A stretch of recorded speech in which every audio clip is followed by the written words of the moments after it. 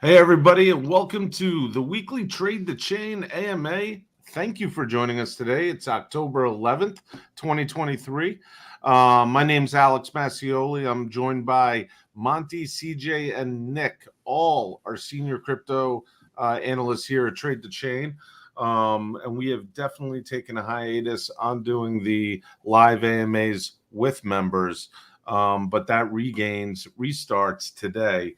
As we go over all the important stuff between the community, the platform, the content, and the media that we put out in order to help you guys gain an edge on making more money and putting more dollars in your pocket. So first thing I want to do is for all the people who are new to the platform and haven't been through an AMA, one is our plan is every Wednesday to do this. Doing this since 2020, as a matter of fact. That's how old we're getting. We're 3 years old this month, actually. It's our anniversary. So congrats to us. Been around doing this for quite some time now. My beard used to not be gray, and Monty's hair didn't used to be blonde. Okay, I knew that was coming. I'm just glad to hear Alex's radio voice back again. It's amazing. Well, thank you, and I do like the style CJ's rocking today. It's very cool. But yeah, folks, back in the end of June, beginning of July, Market Rebellion Crypto became part of Trade the Chain. We have a lot of members from Market Rebellion now on the platform. Monte and CJ came over to give us their guidance, their education, their expertise over here, which we very much enjoy. And we've collaborated in the past. Back in 2021, we did a whole series together on YouTube, both Market Rebellion Crypto and Trade the Chain. So we've known each other through the times, good and cold, now that it's still a little wintry out in crypto. Doesn't mean there's not opportunities, though. But folks, if you haven't been to the YouTube channel lately, I will tell you it has taken a dramatic turn aesthetically over the last couple of months. You can see there's been new banners, new colors. We even have 3 dedicated series channels here. So one, you have Money in Motion. That's literally CJ and Monte coming at you at 10 a.m. Eastern time, right after the market opens, every single day of the week, Monday through Friday. Then we have Squawk Box here. Squawk Box is Nick coming to you right after midday lunch break to kind of fill you in on what the first half of the day's trading session has looked like, both through crypto and through TradFi, as we like to call it around here. And then we have Trading Rebellion. Trading Rebellion is where everybody comes together and they go over crypto, equities, options, futures, and all the relative information, news that you need to take a look at in order to survive the week. We mainly are traders.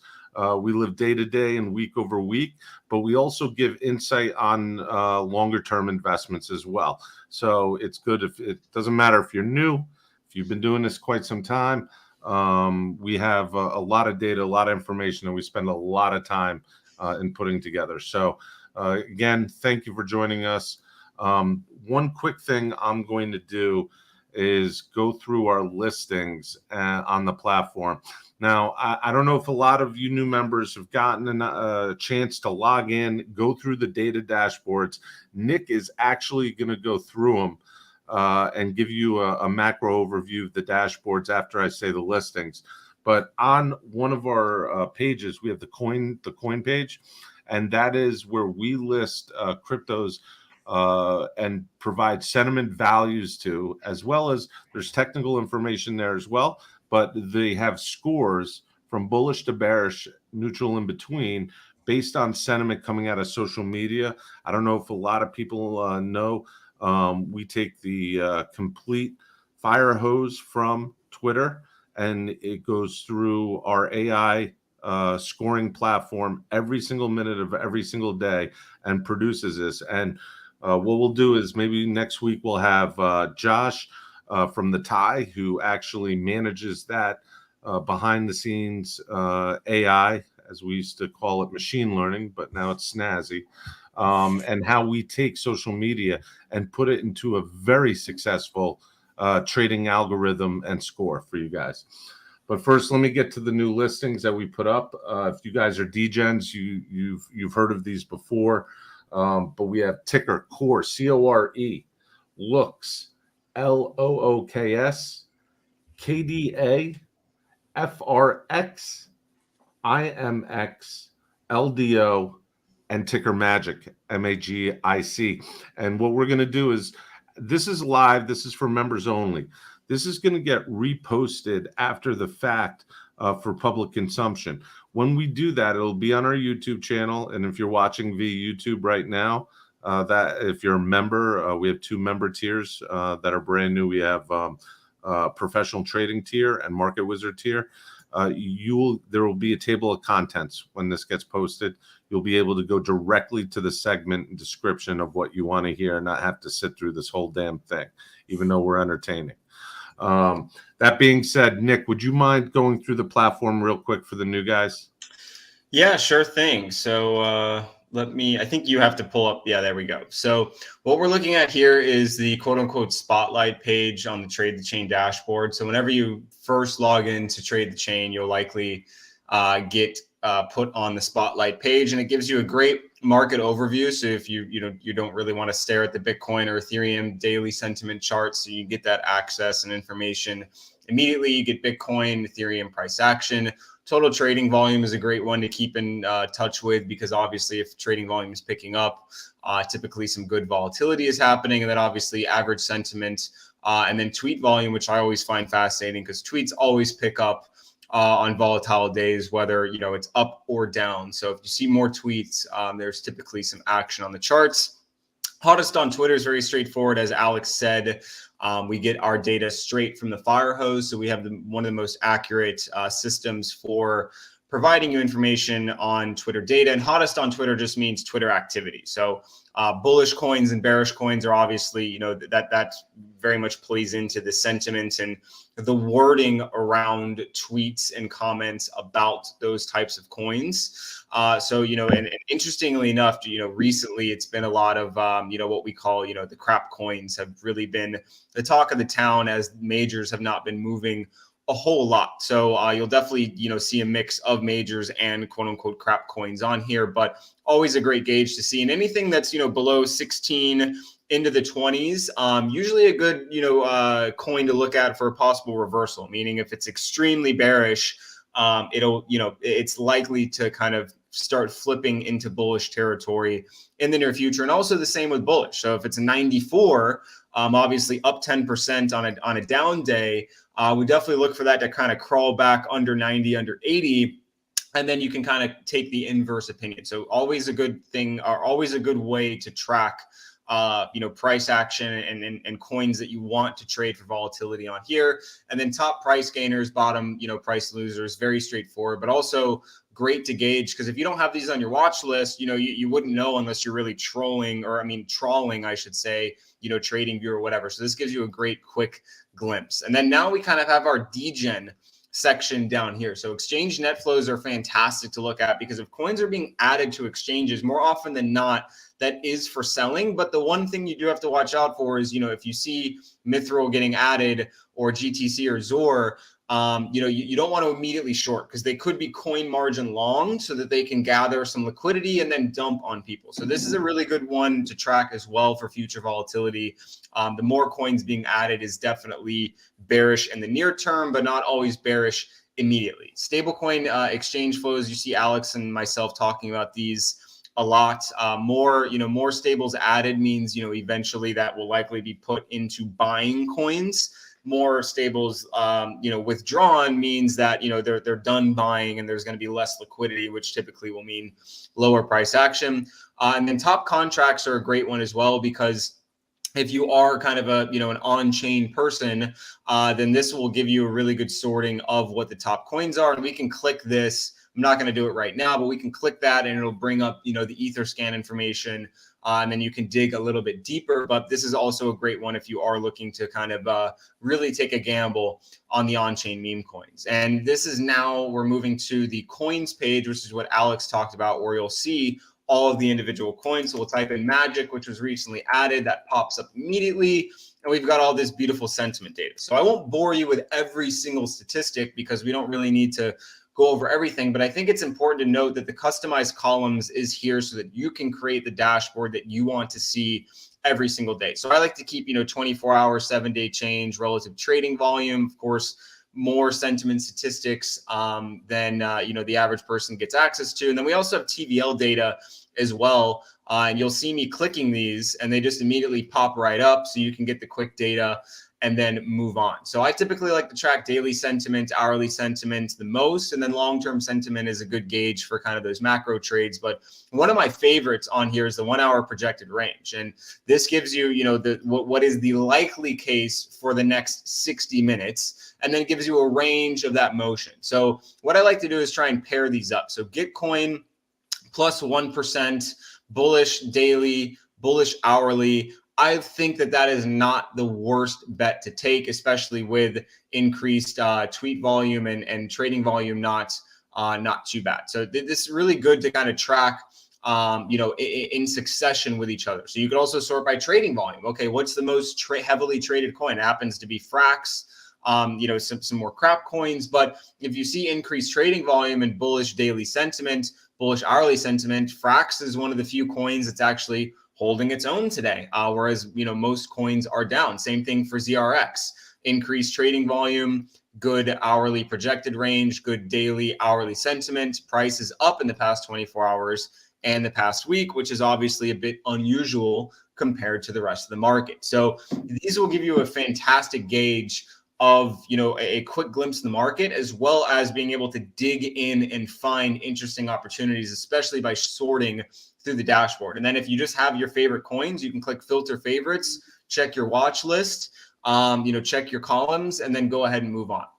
So one last thing I'll do is I will, just show you what a sentiment chart looks like. So we're looking at Bitcoin right now. We can see our tweet volume, market cap, trading volume statistics. Then you've got a really good glimpse of what happens on that coins page that I mentioned before. You've got your price changes and USD. Obviously, Bitcoin is not going to change price in Bitcoin, but really good quick glimpses of the market, so you don't have to track multiple charts. Sentiment data, and then very in-depth information here about the NVT ratio, TVL.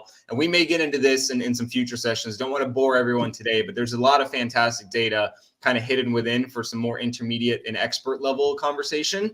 But definitely if you want to learn about that ASAP, tag us in the TTC community. We'd be happy to deliver that information to you automatically, but bet on it. We will go over these things in future AMA sessions. So that pretty much wraps up, the quick overview, but it does get a lot more in depth from there. And obviously looking forward to digging into that in the future. Alex, you're muted. I feel like we should. Thank you very much. What's that? I just see we have some questions. Do we? Let's get we listen. First of all, this is when we do this. This is open for questions from everybody. So type them into the chats, whether you're watching it from YouTube or whether you're watching it from StreamYard. Ask us questions about anything that comes to mind with what we're speaking about. I'm more than happy to answer them live on the air. So. Do that. Do we have questions? I mean, listen, CJ Monte, you buying ETH right now? Go ahead, CJ. Maybe not ETH, like purely ETH, but I like the ETH BTC pair setup a lot. That's where I would play it if I was going to make a trade on ETH here. Yeah, I agree. Alex, could you toss to my screen real quick? Sure. It's just got some defined risk. You know what I mean? Yeah, Starting to absolutely. turn. And one thing we talked about this morning, I don't need to go over it again because we talked about it. But, obviously, if you look at the charts of ETH and BTC and compare where they're at relative to their 200-day moving average, ETH is far more widely diverged than Bitcoin. Bitcoin just got rejected a few days ago and it's pulling back. Also note the fact that Bitcoin, its long-term sentiment is very bearish, double that of ETH. being 32. So I agree with you, CJ. I think there is some opportunity in the ETH BTC pair. And if you want to just trade ETH USD, I think that's fine too. It's at a level of where you have defined risk. We talked about that this morning as well. But seeing this here, the 32 long-term sentiment score versus 16 long-term sentiment score, I think CJ's right. The best way to play this is probably going to be, longing ETH via the BTC pair. And, Nick, I know you pay very close attention to the ETH BTC chart. The thing had been dropping like a rock until today. Now we got a nice little bullish engulfing candle. So what are your thoughts on that, Nick, on the ETH BTC or just ETH in general? Yeah, I do agree with you guys. It certainly looks like a better option than just purely longing ETH. But Alex, if you can pull my chart up really quick. One thing I am noticing is, we are nearing, next level of resistance. So I wouldn't be getting long right here because then you are longing into resistance. So what I would prefer to do for that type of trade is long a break of the 0.058, mid 0.058 level. And then I think you've got a little bit more confirmation to then, then that's basically a deviation in my opinion. So just with the way that the market's been trading, it does look like it is possible with Bitcoin showing a lot more weakness today, but also it could just be a little bit of a short squeeze right here as we're seeing some OI decline on the rise. So what I would want for a safer trade, although you could take it and maybe set your stop like right here, I think the safer trade would be wait till it breaks above resistance, and then you've got a good opportunity. So that's how I would look at it. Chris comes up with a good question here, and that is, given the current world events, how historically has the crypto market reacted in times like this? I'm going to kick this one off, and I'll say, well, it hasn't historically because we've never gone through a time during crypto where we've had both a very concerning economy. I think it's fair to say the U.S. is close to its weakest point in a long time, recession that we seem to keep bouncing off of that line. If you haven't been convinced we are in one, as well as geopolitical disturbances, right? Where we now have two wars going on at the same time. I think so. What we're seeing right now is extremely unique to the last 14 years. That being said, I think we've seen the historical pattern flow of Bitcoin really, keep as much in step as we could have hoped for as we went into these times. Now, did we dip a little farther than we thought historically going through the cycles? Yeah. And that can be probably attributed to the added pressure of what I just mentioned. But we're in uncharted territories, and we're really navigating this on a month-over-month basis. But, CJ, I know you love following the historics a lot and taking a look at what history tells us. So if you have anything to add, I'd love to hear it. Yeah, the only thing I had to add earlier is just Monte was kind of joking about that chart by the invasion, where it basically highlights past 5 major invasions going back to like Vietnam. And usually the market will rally in the following couple days. But I mean, at this point, I think we've seen that rally sort of become realized. I do think we have seen something similar in the sense that, we did go through the invasion of Ukraine with Bitcoin earlier in the year. That is the only really thing you could compare to our current circumstances. But, back then when you look at the cycle though, that's why I didn't differentiate. Yeah, I understand. No, in many ways it is different, though. I understand. But I think when you think about the level of sanctions and things that were put on Russia and many other countries around the globe, we're just not seeing that type of like reaction. But then again, I'm not in a position where I'm about to go put on my geopolitical analyst hat because that would just be a waste of everybody's time. Alex, go ahead and throw my chart up. We can do a quick comparison to what happened, at the Ukraine date. So The date that Russia invaded Ukraine was February 24th, 2022. I'm just going to move this just so you can see the wick. So the daily was a bit of a Darth Maul, big dip, immediately bought back, rallied for a bit, rallied for pretty much exactly 1 month. And then look what happened afterwards. Now, you also have to take into account, this was also during, exchange collapses and other kind of calamitous events that were hyper specific to the crypto sector. But it does give some credence that, yes, there was a buyback, but then we actually fell 50% from there. And if we kind of look where we're at now, and I got to normalize this chart a little bit, and I got a trend line hanging down there. But if we look at where we're at now, this is not a very enticing chart, especially with the context of the macro. You've got basically a deviation from the grayscale candle. This is a lower high, and it's definitely been confirmed. So this is your higher high. This is your lower high. So market structure tells us, if we lose this level down here, make a lower low, and then market structure begins to shift into a bearish fashion. And we could, I don't know about a 50% drop, but it definitely, it seems like, price action similar to, making this lower high could definitely be in our future to then making another lower low kind of similar to down here. So, and if we kind of think about, what's going on with the Russia and Ukraine issue, it was grain, it was wheat.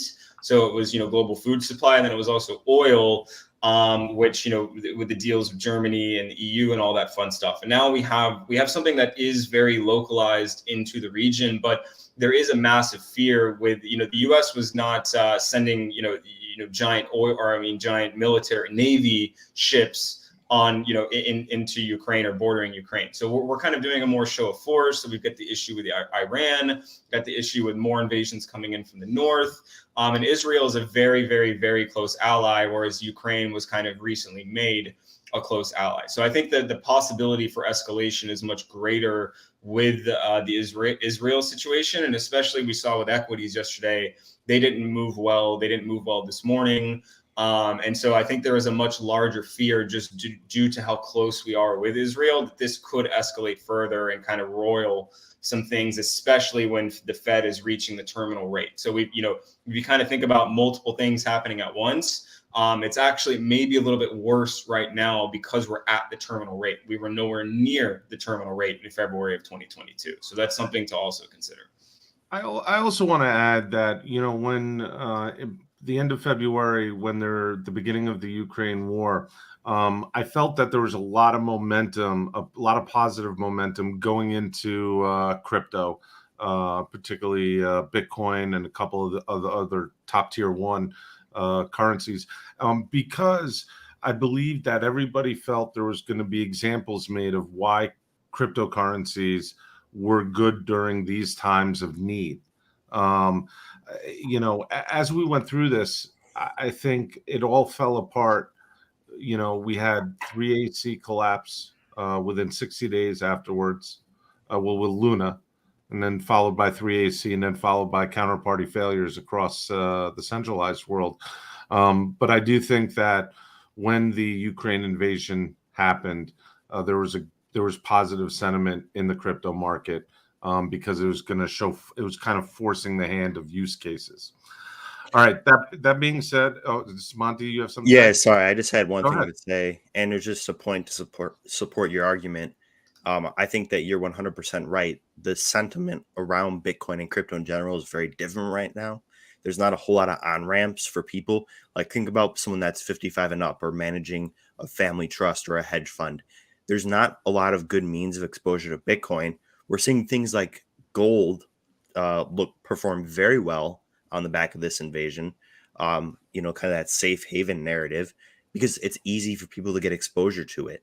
You can do it via perpetual futures. You can buy gold. You can buy gold at Costco now. They sell gold perpetual futures? Yeah, they do. And you could buy gold at Costco now. So, I think gold pumping is proof that the idea of digital gold and it being relevant during periods of turmoil is a narrative that is important, But right now, just because of the lack of on-ramps and the negative sentiment surrounding Bitcoin, we're not seeing that translate into positive price action. But it is worth noting that gold is pumping. I think we'd be seeing something similar around Bitcoin if sentiment were different. 100%. I totally agree that lack of access definitely is an indicator of demand, and I think that's why gold is taken off so much and is kind of winning this argument that we've been having for over a decade now between gold and crypto. Real quickly, if you guys want, for everybody watching, you guys want to join the conversations in real time and you don't know how yet, this is where you log into Trade the Chain, into the front overview page. You just go up to Discord here and you can see everything we're doing throughout the day, both the team members and the TTC members. This is the important channel to have. This is the announcement. This is where we put everything that's important. This is a Squawk Box channel. You'll see Nick going here every morning before the trading session starts in the US, and he'll update various outlooks. Here, you'll see trading insights. And this is where all the analysts give their calls on what they're doing. But they also put parameters around it and talk you through it. So you'll have entry, exit, risk management, all combined in these trade insights as you go through the lifeline of that trade. Here's our main crypto channel. It's a Crypto Millionaire Inner Circle. Been around for 3 years and always strong. TradFi Inner Circle. I know CJ has a penchant for this, especially when cocoa and concentrated orange futures pop up in his mind. You'll see him hop in here quite regularly. And then you got the water cooler. This is for talking crap. This is where we all hang out and have a beer. And you got Lucas Bradley, one of our esteemed members since 2020, talking about SBF and Caroline Ellison's strange art depictions coming from the case that is actually happening right now in New York. So we'll see. We got the winner's circle. Nick loves to post in this. We call Nick a winner. Nick loves to post in here and show you all his trades and what he's done. And then this is a very important one too. This is the help channel. This is 24/7. You can tag us directly. If you have a question about anything, Trade the Chain related, or you just go in here, we'll help you out. No problem. So definitely this is the main lifeblood of Trade the Chain. And remember to get in there and stick to it. Monte, we have something exciting coming out for members next week. You want to go over that with us? I would love to. I would absolutely love to. You want to go ahead and throw up my screen real quick? Oh, yeah. Magic is up. All right. So, yeah, we've been talking about it a lot, hinting at it through the various weeks here. But we have created a comprehensive options course for beginners, people that want to learn how to trade options but don't know how. Because we talk about trading options a lot on our show, Money in Motion. And a lot of people will come in and ask me, how do I set up this sort of position? How do I do this? How do I do that? And one thing that's really important, I think, is like the market's it's not binary, right? It's not just yes or no, right or wrong. There's nuance to it. And by using options, you can really kind of express your opinion in a lot more flexible ways. And because of that, we wanted to create a dynamic options curriculum for beginners that takes you through basically everything you need to know about the basics of putting on these various positions. And then, so what it is included in the course is, first there'll be a course on covered calls. Then there's a course on protective puts, protective collars, selling puts, trading calendar spreads, constructing vertical spreads, butterflies, iron condors, long straddle, long strangle. And I'll continue to add to those as they go on. And of course, this is reference material. So if you have any questions about anything in here, I'm always in the Discord. You can always come in and tag me. This is very surface level stuff. So hopefully it gives you the information you need to get started. But if you have any deeper questions, like I said, I'm always in the Discord and always available. But this should be ready sometime next week. We're really excited about it because get a lot of questions about how I am putting on my options positions, and I think this will help a lot of people understand the power of options, why I am a big fan of them, and how to properly trade them without blowing up your account and just outright buying naked calls.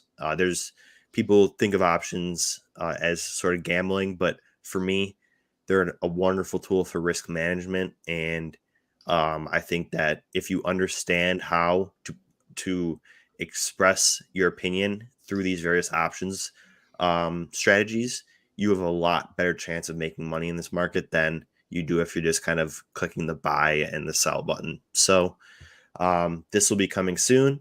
You look out for an email. And yeah, if you guys have any questions about it, I'm always in the Discord.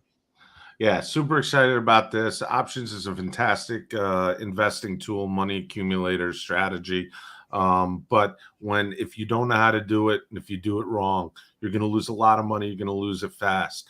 But like most things, the other side of that coin is true as well. When you do succeed, you're going to make a lot of money, more exemplified than just spot trading. So important to look at that guide. Monte's put a lot of time and effort in there, and CJ is, as you could tell by his wardrobe, is the artistic talent behind it. So it's been a group effort. Excited to have that drop, and thanks, Monte. And options are actually picking up in the crypto market as well. There has never really been, a lot of great platforms or a lot of great liquidity in crypto options, but there are, I'm not going to name companies because we're not going to do free call outs here, but they are, there are a few that I've been keeping an eye on that I want to dive into soon and work with Monte and CJ on, because, especially with Bitcoin and Ethereum, moving pretty hard recently, you can definitely make a good scratch on options. Whereas, sometimes the leverage trades can be a little more stressful. So excited for that. And I think we've got 0 date options in crypto soon too. So things should get exciting in the next bull run for a multitude of different trading types. Yeah, that's a great point, Nick. And I'm glad you brought that up because, in previous market cycles, all we've really had is like the CME providing options. And that cuts out the retail trader pretty much, 99.9% of people. But now we have these platforms popping up where people will be able to trade options and apply these dynamic strategies to, Bitcoin, ETH, and even some altcoins in the next market cycle. So this will be a good chance to not only, brush up on your equity side of things, but this is becoming more and more relevant in crypto as well. And I think that's a trend that won't stop anytime soon. All right, gentlemen. CJ, you want to go over some stuff with us? You want to give us a little macro as we head into the second, sundown part of this week's AMA? We're at like the 11 a.m. opinions. We're at the 11 a.m. turnaround, or like midday turnaround in equities, so I don't want to say too much. Generally, the synopsis from today's show this morning was just that like we've been looking at various like safe haven positions that we're just kind of remaining in. I think Monte trimmed his a little bit conservatively this morning, but look, equities had a really nice week, and perhaps they come down a bit in the next day or two, suck in a bunch of shorts and create a lot more fear, or we continue just like melting up here. I do think things are getting a little bit vulnerable, but then again, I'm not going to change anything with the way that I trade. We just kind of got to let it roll from here.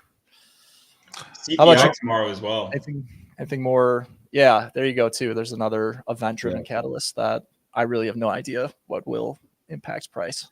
Well, PPI dropped this morning and was actually a miss, and that clearly affected equities negatively and obviously crypto as well. So it does does bring a little omen, maybe a bad omen for CPI tomorrow, because both, if you've been looking at CPI and PCE, it was really topsy-turvy with the retail inflation metric being, expected lower, but core coming in higher. So tomorrow, core and regular are expected to come in lower, which is exactly what the Fed wants to see. But PPI also forced the futures markets to price in, I think, 30 to 40% chance of a rate hike in November at the November 1st meeting.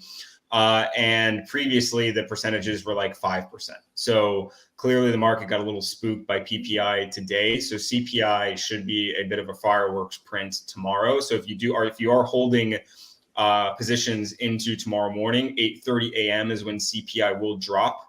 And I would definitely monitor those positions, especially if they were recently initiated, because, a good CPI thing should pop, bad CPI things should drop. And I think I don't think we're going to have a flat day tomorrow, if I had to guess.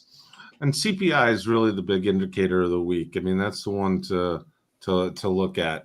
And for anybody who trades the CPI, always do it at your own risk, obviously, because it's an event that, is 15 minutes into it and 15 minutes after it.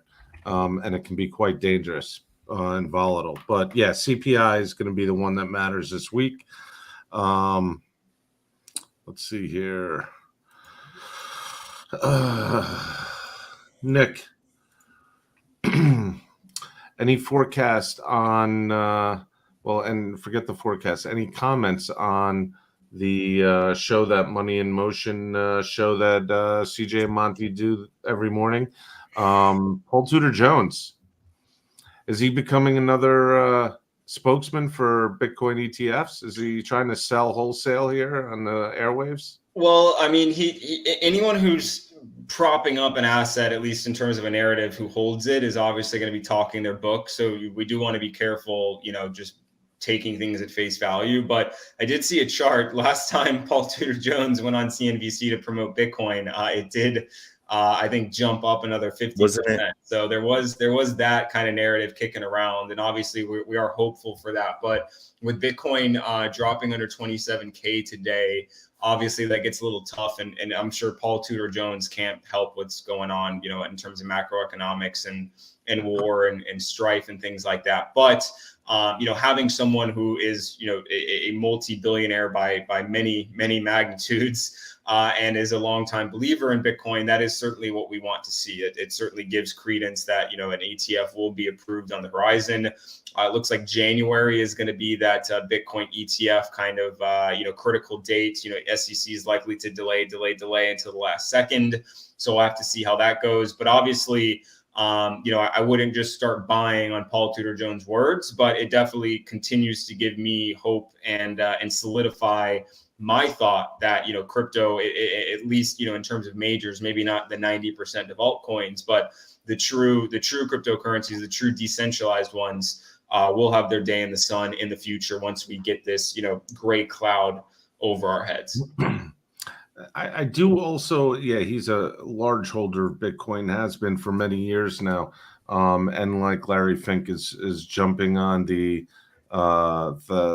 public optic bandwagon here.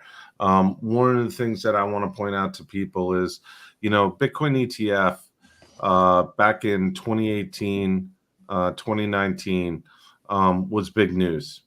When people were coming out with them, people started filing them going to 2020s. Then it became very baked in.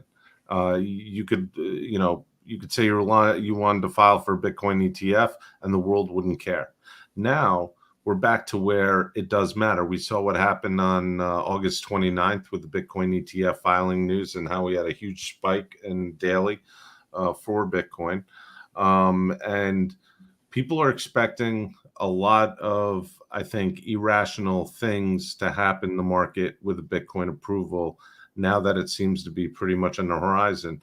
So as you strategize on where you're going with a trade like that, I want to remind everybody, a Bitcoin ETF is going to provide access. It's not going to provide demand. And those are two very different things when it comes to what you're expecting price action to be like for, say, a short-term trade to hop on this bandwagon. That being said, I think some top 20 altcoins might outperform Bitcoin on the news, in a very ratioed way. But just remember that the ETF is going to provide access. It's not going to provide demand. So be speculative on what your price expectations are going to be. It'll certainly provide short-term demand, but Also, perhaps not long-term. I guess you could make the argument that, like, no offense, Alex, but people will be putting. I'm not a damn boomer. People will be putting Bitcoin into the portfolio of boomers, and they won't even know it. They'll be psyoped into owning it. Why did you Gen say X, no man. offense, Alex? You could have just said boomers, and you wouldn't.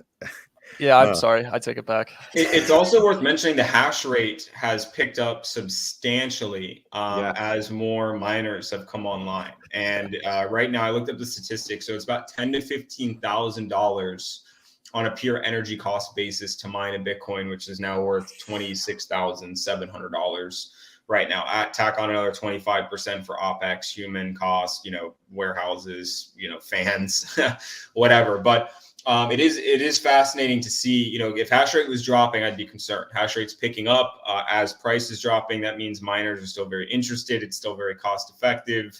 And they want to gather supply, obviously, before, hopefully, fingers crossed, demand comes in the future. So it is good to see, as, obviously looking at the charts right now, it's tough to find some good in the world. But if the miners who have the most incentive to continue to see Bitcoin flourish are doubling down on their attempts to gather supply, I think that's definitely bullish long term.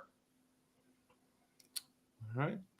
Who else has anything to cover in this episode? No more questions from the audience, I see. By the way, Chris, thank you very much. And I'm a proud Gen Xer. I did a Gen X. I did a boomer move. Nigerian came over the house yesterday and cooked me pasta, and we rented Equalizer 3. That was a very boomer move. Okay, those movies are good though. That's so funny. I was literally I just put Equalizer on my movie watch list for a little series watch. So I'll tell you, and now it's abbreviated, guys, because it's it's cool. So it's called E3. So let me tell you about E3. E3 you are gonna love. Takes place in Italy. Denzel is a badass. It's awesome. So now John's gonna be thinking he's Denzel for the next month, walking around like he does that all the time. He comes up because his wife doesn't want to watch these mindless action movies, right? So he comes over to my house. We rent them. And then, he walks around for the next week thinking he's, the shoot 'em up star of the movie. You guys got to do the Transporter and Jason Bourne series next. Yeah, I'd love to see John bust out some Jason Bourne quotes. Every time we watch a Fast and Furious movie, I don't go driving with him for a couple of days. You got to take him to the gun range. Let him get that heat out. Chris, it's Scotch and Cigars tonight. New private lounge opening up in Puerto Rico. That's where I'll be. Guys, thanks for coming and watching us and listening to us be a little lighthearted. We want to spend more time with you. I know I haven't. I've been doing a lot of behind the scenes things and things of that nature.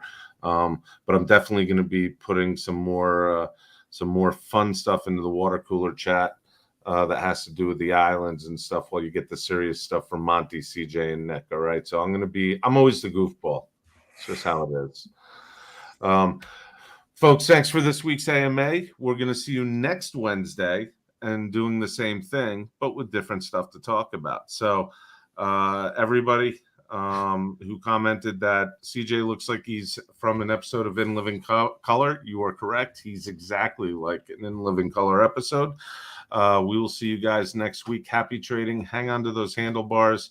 And thank you for being a member of Trade the Chain.